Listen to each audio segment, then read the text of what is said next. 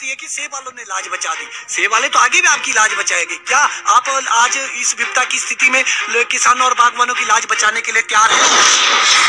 उसके इसको थोड़ा प्रोसेस को थोड़ा अगर स्लो डाउन कर, थोड़ा सा स्लो मार्केट जो है वो मार्केट के हिसाब से, डिमांड और सप्लाई के सिद्धांत के हिसाब से चलता है। हमारे जो बागवानी मंत्री है जिनकी मुख्य जिम्मेवारी थी वो तो नदारद है, उनको तुरंत जो है उस पद से हटा देना चाहिए क्योंकि वो उस हिमाचल प्रदेश में सेब सीजन चरम पर चल रहा है, लेकिन सेब के दाम गिरकर मानो पाताल छू रहे हो। बागवानों में इस बात को लेकर रोष है कि जिस सेब को वो मंडी में 60 से 70 रुपए प्रति किलो के दाम पर बेच रहे हैं, वही सेब आगे बाजार में 200 रुपए प्रति किलो से ज्यादा के दाम पर बिक रहा है और बागवानों की समस्याओं को सुनने वाला कोई नहीं है। देखिए ये रिपोर्ट। हिमाचल प्रदेश में सेब का सीजन इस वक्त अपने चरम पर है और जिस चरम पर सेब का सीजन इस वक्त चल रहा है उतना ही नीचे इस वक्त सेब के दाम गिर चुके हैं, जिसको लेकर बागवान लगातार अपनी आवाज उठाने लगे हैं। किसान नेता राकेश टिकैत ने भी शिमला आकर बागवानों के मुद्दों को उठाने की कोशिश की, लेकिन असली समस्या को वो कुछ हद तक छू नहीं पाए। इसके बाद सरकार की तरफ से जो बयान आते हैं उसको लेकर भी बागवानों में काफी रोष देखने को मिल रहा है। मुख्यमंत्री का कहना है कि बागवान अभी कुछ वक्त तक मंडियों में सेब को ना लाएं, स्टे लगाएं, लेकिन क्या उन्हें ये मालूम नहीं है कि सेब एक ऐसी फसल है जिसको ज्यादा समय तक रोक दिया तो सेब गिरने लग जाते हैं। हिमाचल प्रदेश के शहरी विकास मंत्री सुरेश भारद्वाज कहते हैं कि ये डिमांड और सप्लाई का खेल है, लेकिन सवाल यहाँ पर ये खड़ा होता है कि 150 करोड़ की आबादी वाले देश में अगर डिमांड की कमी आ रही है तो सरकार क्या कर रही है। और इस पूरे प्रकरण में हिमाचल प्रदेश के बागवानी मंत्री महेंद्र सिंह क्यों नदारद दिख रहे हैं। इसको लेकर सोमवार को शिमला में अलग अलग बागवान संगठनों के बागवानों ने संयुक्त रूप से एक बैठक की, जिसमें उन्होंने ये निर्णय लिया है कि अगर उनकी मांगों को नहीं माना गया तो वो जल्द ही सरकार के खिलाफ धरने पर उतरने को मजबूर हो जाएंगे। दरअसल बागवानों के मुताबिक सेब के दाम गिरने के पीछे कई कारण है, जैसे मंडियों में आड़तियों और लदानियों की आपसी मिलीभगत, ओले और छोटे आकार के सेब का ज्यादा आना, छोटे बागवानों के लिए कोल्ड स्टोरेज की उचित सुविधा ना होना, दूसरे देशों से आयात होने वाले सेबों की इंपोर्ट ड्यूटी कम होना और बड़े कॉरपोरेट द्वारा सस्ते दामों पर सेब खरीदना। और इसके अलावा बागवान MIS के तहत जो सेब HPMC और हिमफेड जैसी संस्थाओं को बेचते हैं उसका भुगतान भी कई सालों तक नहीं होता है, जिसको लेकर बागवान अब रोष व्यक्त करने लगे हैं। इन सभी समस्याओं के बावजूद मुख्यमंत्री जयराम ठाकुर के सेब के तुड़ान को थोड़ा रोक देने के बयान और सुरेश भारद्वाज द्वारा डिमांड और सप्लाई के दाम गिरने का कारण बताने को लेकर बागवानों का रोष और भी बढ़ गया है। लेकिन सबसे बड़ी हैरानी की बात यह है कि इस पूरे प्रकरण में हिमाचल प्रदेश सरकार में बागवानी मंत्री महेंद्र सिंह की तरफ से ना तो कोई बयान आया और ना ही वे खुद कहीं दिखाई दिए, जिससे सरकार की कार्यप्रणाली पर भी सवाल खड़े हो रहे हैं कि आखिर सेब सीजन के वक्त ही बागवानी मंत्री क्यों गायब है। ये सारी परिस्थिति पर नजर रखे हुए हैं कि सेब के दाम में एकाएक गिरावट आई है और काफी गिरावट आई है। ये स्थिति आनी नहीं चाहिए थी। वैसे कुल मिलाकर के जो भी स्थिति आई है, अभी हमने एक ही बात कही है कि बागवान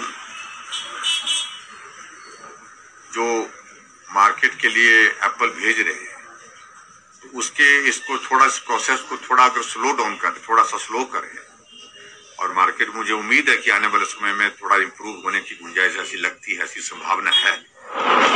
ये क्या पहली बार हो रहा है ऐसा? मार्केट जो है वो मार्केट के हिसाब से, डिमांड और सप्लाई के सिद्धांत के हिसाब से चलती है। उसमें सरकार जो है वो सिर्फ जो MIS में सेब खरीदती है वो सभी के सभी हमारे जो सेंटर्स हैं वो ऑपरेशनल हैं, हिमफेड भी और HPMC भी खरीद रही है।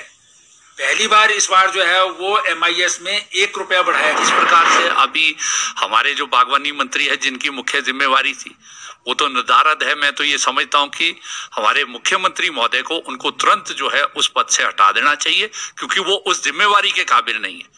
दूसरा, जिस तरीके से माननीय मुख्यमंत्री ने बयान दिया है कि बागवानों को अभी जो है वो रोक देना चाहिए तुरंत। माननीय मुख्यमंत्री खुद जो है एक बागवानी क्षेत्र से संबंधित है, एक किसान परिवार से।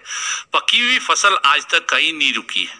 हाँ, उसके लिए जो मैनेजमेंट होना चाहिए वो मैनेजमेंट है कि सीए स्टोर हो, वो मैनेजमेंट है कि कोई वो जो है कोल्ड स्टोरेज जो है इलाके में हो। वो तो कॉर्पोरेट्स के हाथ में आपने दे दिया, अदानी को दे दिया है। तो माननीय मुख्यमंत्री से ये उम्मीद नहीं की जा सकती है कि वो इस तरह का बयान जो है दे। खुद जो है वो किसान परिवार से, खुद वो जो है सेब बहुल क्षेत्र से जो है वो चुनकर आए हैं।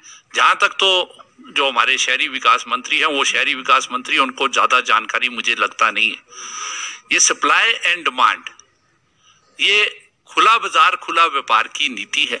और जिस तरीके से उन्होंने मंडी में आड़तियों के साथ घूमकर जो है ये बयान दिया है, उससे एक स्पष्ट संकेत सरकार का गया है कि सरकार किसानों की बात सुनना नहीं चाहती, केवल मात्र अदानी और लदानी के लिए काम कर रही है। इसीलिए आज ये जो संयुक्त किसान मंच ने निर्णय लिया है कि अगर तुरंत सरकार जो है हमारी इन मांगों को नहीं मानती है तो 13 तारीख को एक बड़ा प्रदर्शन जो है तहसील, ब्लॉक और जो उपमंडल स्तर पर होगा। अगर फिर भी नहीं जागे तो हम बड़े एक्शन के लिए जो है 26 सितंबर को बड़ा एक्शन जो है हम करेंगे।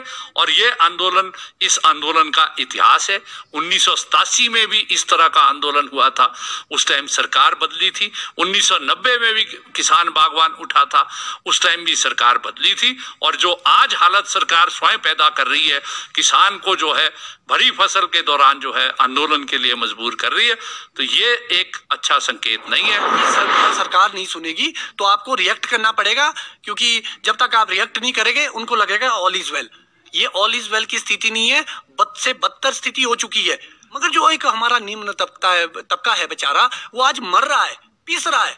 400-400 रुपए, 500-500 रुपए, 600-600 रुपए उसकी साल की मेहनत बिक रही है, तो वो रो रहा है। सरकार ने ये सोच समझा ही नहीं कि जो सच में लोग फील्ड पे काम करें उनसे पूछा जाए। एक्चुअल में जो प्रॉब्लम्स आती है, आज जो डिमांड एंड सप्लाई की बात हो रही है, दूसरी चीजें हो रही है, सबसे बड़ा जो मार्केट डाउन का होता है वो होता है हमारा कम गुणवत्ता का छोटा सेब और हमारा सेकंड ग्रेड जो ओलो से डैमेज हो चुका है या किसी और चीज से।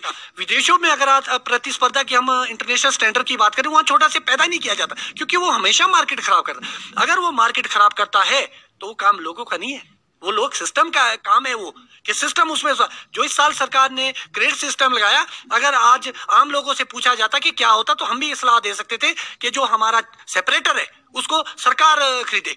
जो ओलो वाला सेब है वो सरकार, वो मंडी जाएगा नहीं, सरकार खरीदेगी, वो मार्केट में नहीं जाएगा, तो डेफिनेटली मार्केट अच्छी बनेगी। वर्ल्ड बैंक का जो 1134 करोड़ का प्रोजेक्ट था, अगर तो उसका अगर सही तरीके से उस पैसे का यूटिलाइजेशन होता, कोल्ड चैन और कोल्ड स्टोर की नहीं, कोल्ड रूम्स दीजिए। 25 मीट्रिक टन, मतलब 1500 से दो छोटी छोटी जो कोऑपरेटिव है, एफपीओ बन रही है, उसके तहत 2,500-3,000 हजार के छोटे छोटे कोल्ड रूम्स दीजिए। कोल्ड चेन क्या होती है? जब आपके पास 10,000 पेटी है, तो जो खरीदार के पास हमने माल बेचा है वो अपनी कोल्ड चेन के माध्यम से आपके पास वैन उपलब्ध कराएगा, एसी वैन।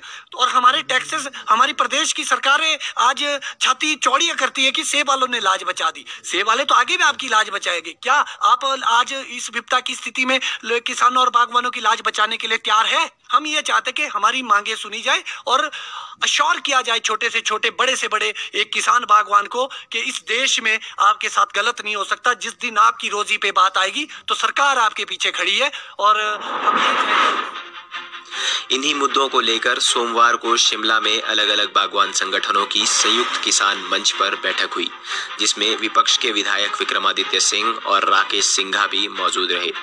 और इस बैठक में ये निर्णय लिया गया कि अगर सरकार बागवानों की समस्याओं को सुलझाने के लिए ठोस नीतियां नहीं बनाती है तो हिमाचल प्रदेश के बागवान सरकार के खिलाफ 13 और 25 अगस्त को प्रदर्शन करेंगे।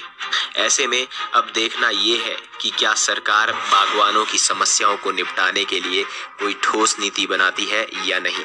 और अगर ऐसा नहीं हुआ तो बागवानों द्वारा 13 और 25 अगस्त को होने वाले प्रदर्शन का क्या असर पड़ता है।